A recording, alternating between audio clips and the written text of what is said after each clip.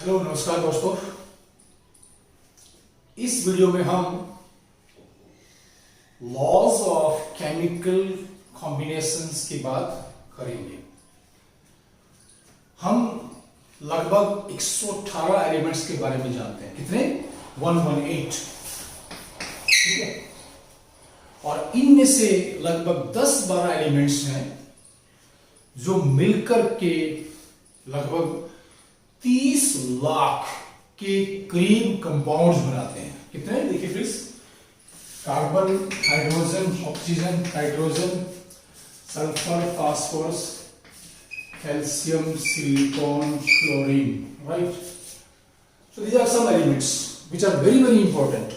You see, so 1 2 3 4 5 6 7 8 9 10 ये 10-12 elements हैं लगभग जो मिलकर के क्या बोला मैं कि 30 लाख से भी ज्यादा कंपाउंड्स बनाते हैं। इसका मतलब क्या है कि ये एक दूसरे से कंबाइन करते हैं। कई बार 2 कंबाइन करें, कई बार 3, कई बार 4, कई बार 5, ठीक है, या कई बार 6, और वो अलग अलग संख्या में कंबाइन करके बहुत से कंपाउंड्स बनाते हैं। देखिए कुछ कंपाउंड हम देखते हैं जो हमारे लिए बहुत ही ज्यादा इंपॉर्टेंट है, जैसे सोडियम क्लोराइड, राइट? इसमें सोडियम मेटल है और ये क्लोरीन से मिलेगा, ठीक है, जो गैस है। और सोडियम क्लोराइड क्या है? इसको हम खाते हैं, हमारे डाइट का एक एसेंशियल पार्ट है, और ये एक तरह से क्या है, हमारे जीवन के लिए एकदम से जरूरी चीज है। दूसरा हमारे पास क्या है? लेट्स से CO2 गैस, जो प्लांट्स इनहेल करते हैं या प्लांट्स के सर्वाइव करने के लिए CO2 जरूरी है, ठीक है। हमारे पास क्या है? वाटर है, जिसके बिना हम जीवित नहीं रह सकते, या हमारे पास कह लीजिए वाटर। और फिर हमारे पास क्या है? जो हम खाना खाते हैं उसमें मेनली हमारे पास क्या होता है? स्टार्च है मेनली चीज, स्टार्च, आलू, गेहूं, ठीक है। जितने भी ये हमारे पास हम चीजें ज्यादा मात्रा में खाते हैं उसमें क्या है?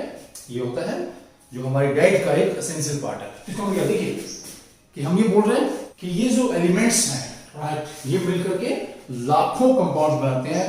और जब ये एक दूसरे से मिलकर के कंपाउंड बनाते हैं तो वहां पर कुछ रूल्स को ओबे करते हैं। They combine with each other forming large number of compounds according to some rules, और some rules govern their combination, ठीक है। And these rules or generalizations are known as laws of chemical combination. तो सबसे पहला जो rule है जिसे क्या कहते हैं? रूल ऑफ रूल्स, मतलब सबसे बड़ा रूल जिसके तहत सारे रूल हैं, that is law of conservation of mass.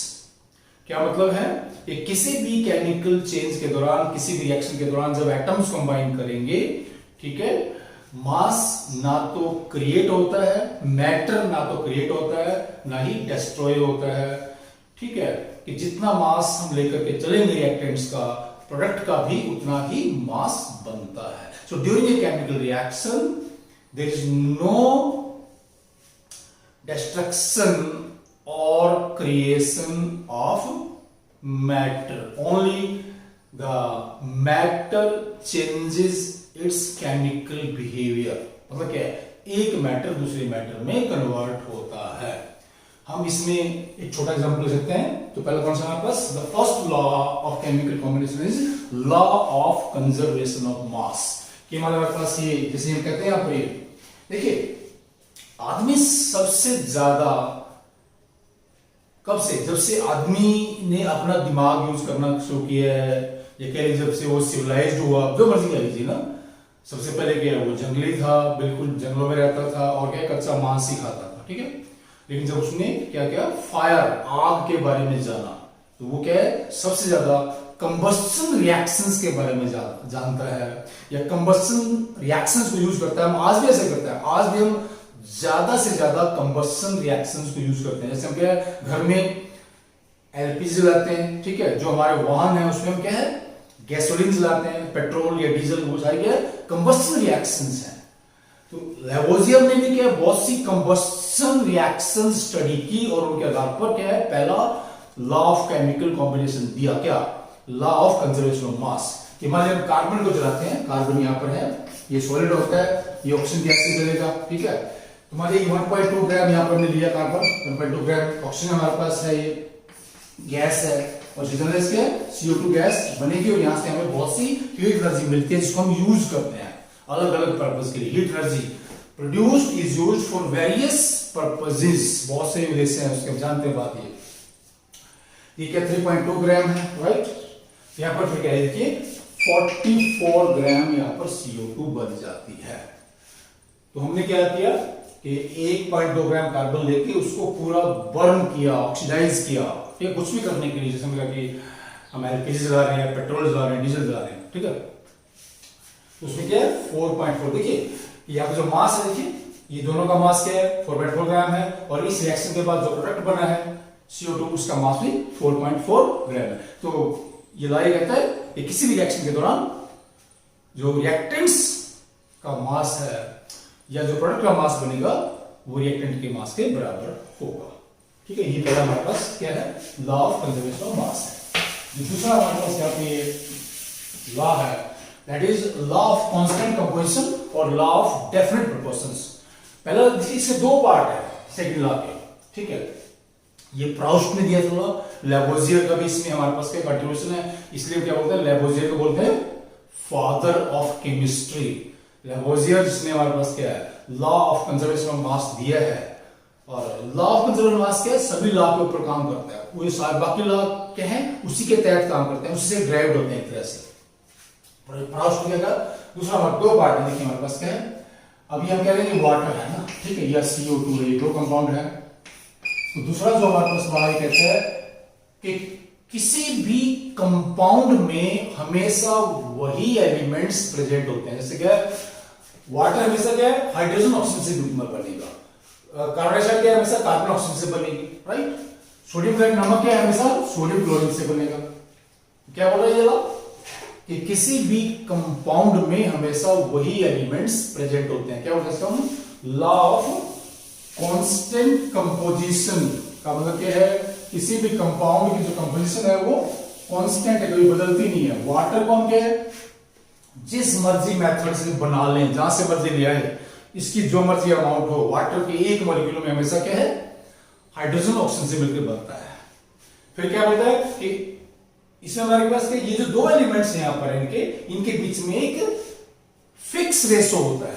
These two elements in water or CO2 always combine with each other in a fixed proportion by weight। जैसे हमारे पास क्या है ये 2 16 है यहाँ पर कह लीजिए 1 8 का अनुपात। क्या अगर हम 9 ग्राम वाटर लेंगे 9 ग्राम वाटर में हमेशा क्या 1 ग्राम हाइड्रोजन होगा और 8 ग्राम ऑक्सीजन होगी। इस तरह हमारे पास क्या है आपने क्या किया ये CO2 ये हमारे पास हमारे के 44 ग्राम है, इसमें क्या है 12 ग्राम हमारे पास क्या है 32 ग्राम 32, ठीक है। ये आपने ग्राफ क्या ये 8 से 32, राइट। हमने इसको क्या है 4 से डिवाइड किया है यहाँ पर ये, ठीक है 4 का मतलब 3 यहाँ पर आ जाएगा 8। तो कार्बन डाइऑक्साइड में दो एलिमेंट्स होंगे। पहली बात यह है कि इसकी जो बनावट है इसकी जो कंपोजिशन है वो हमेशा कांस्टेंट है, ये हमेशा कार्बन ऑक्सीजन से बनेगा और कार्बन ऑक्सीजन हमेशा इसमें क्या है 3:8 के अनुपात में रहते हैं। ये क्या है डेफिनेट प्रोपोर्शंस कि एलिमेंट्स के बीच में हमेशा एक निश्चित अनुपात होता है, ठीक है। ये हमारे पास क्या है सेकंड लॉ है। जो थर्ड लॉ है that is law of multiple proportions, ठीक है। कई बार क्या होता है हमारे पास देखिए हमारे पास ये वाटर है, ये हमारे पास क्या H2O2 है, ये दो एलिमेंट्स है हाइड्रोजन ऑक्सीजन आपस में मिलकर क्या है ये दो कंपाउंड्स बना रहे हैं। पहला क्या है डाई हाइड्रोजन ऑक्साइड, दूसरा क्या है हाइड्रोजन पेरोक्साइड, ठीक है। तो ये law third law which was proposed by Dalton law of multiple proportions. Multiple का मतलब क्या होता है 2 या 2 से ज्यादा बार अगर कोई चीज होती है तो बोलते हैं मल्टीपल। फिर कह रहे हैं कि यहां पर हम ये जो कंपाउंड्स हैं दो इनमें एक एलिमेंट का वेट फिक्स कर ले। जैसे यहां पर हाइड्रोजन का वेट क्या है हाइड्रोजन का वेट है यहाँ पर 2 and 2, ठीक है, 2 ग्राम है, बराबर है ना यहाँ पे। तो ऑक्सीजन के हमारे पास से देख लीजिए, हमारे पास ये H2O है यहाँ पर, जैसे हम कह देंगे। इसमें ये हाइड्रोजन क्या है, 2 ग्राम ले लिया, हाइड्रोजन भी 2 ग्राम है। फिर हमारे पास क्या, इसमें भी आ रही है, ठीक है, तो यहाँ पर ले लेंगे इसके 2। ओके, ऑक्सीजन कितना है यहाँ पर देखिए, ऑक्सीजन इसमें ये 16 ग्राम है, इसमें ये 32 ग्राम है। तो 2 कंपाउंड्स में जो ऑक्सीजन है उसके जो 2 डिफरेंट वेट्स हैं, जो हाइड्रोजन के एक वेट से कंबाइन करते हैं दोनों कंपाउंड्स में। दोनों कंपाउंड्स में हाइड्रोजन का वेट सिमिलर है और ऑक्सीजन के वेट्स डिफरेंट है। तो इन डिफरेंट वेट्स के इसमें क्या है, होल नंबर रेशो होता है। इसमें रेशो क्या है, 16, ठीक है, 1 और 2 का अनुपात है। तो there is a whole number ratio between different weights of oxygen which combine with the same weight of hydrogen, that is 2 gram in both the compounds। ठीक है, ये हमारे पास क्या है, इसमें हम बहुत से एग्जांपल ले सकते हैं, यहाँ पर बहुत ज्यादा एग्जांपल ले सकते हैं। इसमें हमारे पास क्या है, ये फिर 4th लॉ है, इसे बोलते हैं लॉ ऑफ इक्विवेलेंट वेट्स। आपने ये इक्विवेलेंट वेट्स इसको समझना है। लॉ ऑफ रेसिप्रोकल प्रोपोर्शन थोड़ा सा मुश्किल वर्ड है, उसमें थोड़ा समझ में कम आता है, लेकिन अगर हम इक्विवेलेंट वेट की डेफिनेशन लेके इसको एक्सप्लेन करेंगे तो ये आराम से समझ में आएगा। ठीक है, तो उसमें देखिए जैसे कह रहे हैं कि हाइड्रोजन का इक्विवेलेंट वेट क्या है, 1 है, ऑक्सीजन का एटॉमिक वेट 16 है, लेकिन इक्विवेलेंट वेट क्या है, 8 है, क्लोरीन का इक्विवेलेंट वेट क्या है, 35.5 है। ओके, तो ये लाइक कहते हैं कि जितने भी एलिमेंट्स हैं, ठीक है, चाहे वो 2 कंपाउंड बनाए, 3 बनाए, 4 बनाए, 5 बनाए, जहां पे कंबाइन करेंगे वो एक दूसरे के साथ अपने क्या है, इक्विवेलेंट वेट की रेशो या इक्विवेलेंट वेट के मल्टीपल में कंबाइन करते हैं। मतलब क्या, देखिए जब भी हाइड्रोजन कंबाइन करेगा कितना, या तो 1 हाइड्रोजन होगा, मतलब 1 ग्राम होगा, 2 ग्राम होगा, कभी भी 1.5 नहीं हो सकता, राइट, कभी भी 2.5 नहीं हो सकता। किसी भी कंपाउंड में यदि हाइड्रोजन है, या तो उसका 1 ग्राम होगा या 2 ग्राम होगा, राइट, दिस वेरी इंपॉर्टेंट, या 4 ग्राम होगा या 5 ग्राम होगा। Hydrogen always combines in multiple of 1, very important. Similarly oxygen always combine in multiple of 8, कितना, 8 ग्राम, 16 ग्राम, 24 ग्राम, 32 ग्राम, अलग अलग कंपाउंड्स में। क्लोरीन क्या, always combine in multiple of 35.5। Okay, और किसी भी एलिमेंट का एटॉमिक वेट हमारे पास में पता होता है। इक्विवेलेंट वेट निकालने के लिए क्या करेंगे, देखिए equivalent weight equal to atomic weight of the element equal to और वैलेंसी, और वैलेंसी होती है कंबाइनिंग कैपेसिटी। जैसे आप देख लीजिए कि AlH3, राइट, यहाँ पर देखिए यहाँ पर क्या है, तो हाइड्रोजन के कंपैरिजन में एल्यूमिनियम की कंबाइनिंग कैपेसिटी 3 गुना ज्यादा है। सिमिलरली नाइट्रोजन NH3, ठीक है, तो यहां से अगर हम एल्यूमिनियम का क्या निकालें, इक्विवेलेंट वेट, वो कितना है यहाँ पर देखिए, यहाँ पर इसकी कंबाइनिंग कैपेसिटी क्या है, 3 है एल्यूमिनियम की। So equivalent weight of aluminium, that is 27 और 3 is equal to 9, तो एल्यूमिनियम हमेशा क्या 9 या 9 के मल्टीपल में कंबाइन करता है। तो जो 4th लॉ है, that is law of reciprocal proportions और लॉ ऑफ इक्विवेलेंट वेट्स। क्या बोलता है, इक्विवेलेंट वेट्स, ठीक है, कि कंबाइनिंग कैपेसिटी के आधार पर, ठीक है, हम ये कह सकते हैं कि हाइड्रोजन का जो वेट है 1 ग्राम है, वो एल्यूमिनियम के 9 ग्राम वेट के बराबर है कंबाइनिंग कैपेसिटी के लिहाज से ना, ठीक है। सिमिलरली हम बोलेंगे, ये बोलते हैं हम इक्विवेलेंसी ऑफ कंबाइनिंग वेट्स, 9 ग्राम। फिर हमारे पास क्या, ऑक्सीजन क्या है, ये 8 ग्राम के बराबर है, ठीक है। क्लोरीन क्या है, वो इसका मैसेज लिखते कई बार, ठीक है, क्लोरीन क्या है, वो 35.5 ग्राम के बराबर है। और ये लॉ ये कह रहा है 4th वाला कि ये एलिमेंट्स अपने इक्विवेलेंट वेट या उसके मल्टीपल में कंबाइन करते हैं। जैसे हम कहते हैं कि एल्यूमिनियम के हमेशा 9 ग्राम होगा, 18 होगा, 27 होगा, ऐसे ही चलता है इसका एल्यूमिनियम का अलग अलग कंपाउंड्स में, राइट। तो हम यहाँ पे सिंपल रखेंगे, ट्राइंगल की बात नहीं करेंगे। फिर हमारे पास क्या है, फिर हमारा फिफ्थ है गे-लुसाक लॉ ऑफ गैसेस वॉल्यूम्स। ये हमारे पास सारे लॉ क्या है, ये स्टोकियोमेट्री को फॉलो करते हैं, इसलिए इसको क्या स्टोकियोमेट्रिक लॉ भी कहते हैं, स्टोकियोमेट्रिक लॉज ऑफ केमिकल कॉम्बिनेशन। जब गैसेस कंबाइन करेंगे, देखिए क्लोरीन कंबाइन करता है हाइड्रोजन से और क्या बनता है, 2HCl गैस बनती है। यहाँ पर मान लीजिए इसका 1 ml है, तो ये भी 1 ml लगेगा यहाँ पर, और ये 2 ml हमेशा क्या है, HCl बनेगा। कि जब गैसेस कंबाइन करती है और जो प्रोडक्ट बनता है वो भी गैस है, तो वो क्या है, they combine in terms of volumes, and the volumes of all the reacting gases and products gases bear a whole number ratio। कि जितने भी गैसेस हैं, चाहे वो रिएक्टेंट्स है चाहे वो प्रोडक्ट्स गैसेस हैं, उनके जो वॉल्यूम बनेंगे उन वॉल्यूम के बीच में हमेशा क्या होता है, क्या होता है, there is a whole number ratio। यहां पर देख लीजिए कि तीनों गैसेस के बीच में रेशियो क्या है, 1 1 2। ठीक है, ये है तीनों के बीच में, ये 2 रिएक्टेंट्स है और ये चौथा हमारे पास, तीसरा क्या है, ये प्रोडक्ट है। दूसरा एग्जांपल हमारे पास क्या होगा, लेट्स यहीं से लेंगे, H2 gas plus 3N2 gas, ammonia बनेगा ना, ये ammonia, 3H2 gas N2 gas equal to 2NH3 gas, right. ये होगा, देख लीजिए कि नाइट्रोजन, हाइड्रोजन और अमोनिया ये तीनों गैसेस हैं, right. Under similar conditions of temperature and pressure there is a whole number ratio between all the gaseous reactants and products। इसमें देख लो हमारे पास क्या है, अगर इसको नाइट्रोजन को पहले ले ले, एग्जांपल ले लो, नाइट्रोजन को पहले रखेंगे 1 3 and 2। ठीक है, तो ये 2 प्रोडक्ट है, इनके बीच में हमारे पास एक प्रोडक्ट है, उसका ये उससे क्या है 2 ml बन रहा है। अगर ml मिलेगा, अगर लीटर ले लेंगे, ये 3 लीटर है, ये 1 लीटर है, ये 2 लीटर है। ठीक है, ये हमारे पास क्या है, ये भी क्या लॉ ऑफ कंजर्वेशन मास के तहत ये ऐसा होता है। It is according to law of conservation mass कि रिएक्शन के दौरान हम कह रहे हैं कि एटम्स क्या है, ना क्रिएट होते हैं और ना ही डिस्ट्रॉय होते हैं। देखिए एक लॉ और है, दैट इज एवोगैड्रोस लॉ।